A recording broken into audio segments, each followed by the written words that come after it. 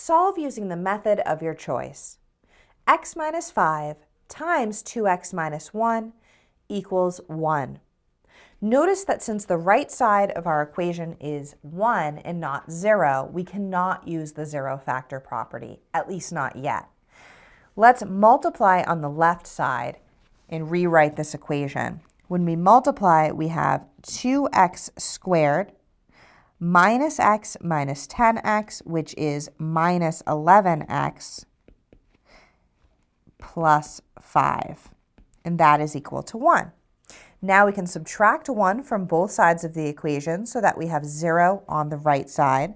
When we do that, we have 2x squared minus 11x plus 4 is equal to 0.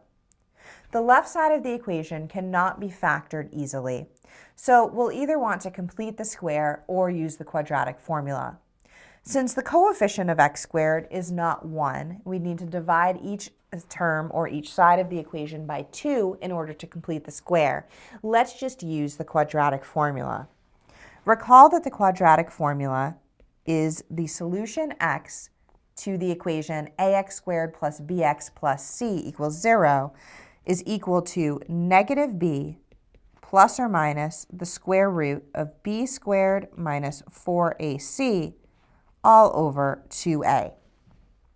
For our equation, a equals 2, b equals negative 11, and c equals 4.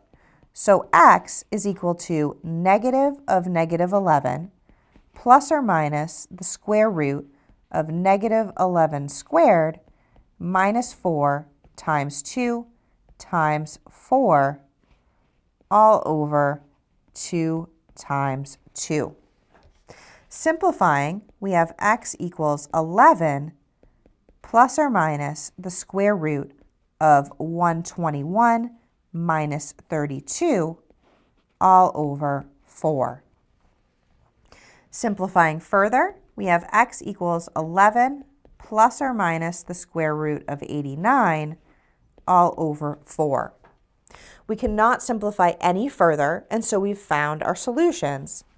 Our solution set is the set containing 11 plus or minus the square root of 89 over 4. We can also write the set by listing out each solution separately.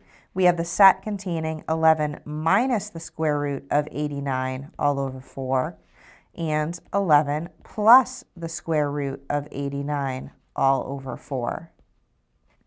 We can verify that each of these is indeed a solution by substituting for x in the original equation and verifying that a true statement results.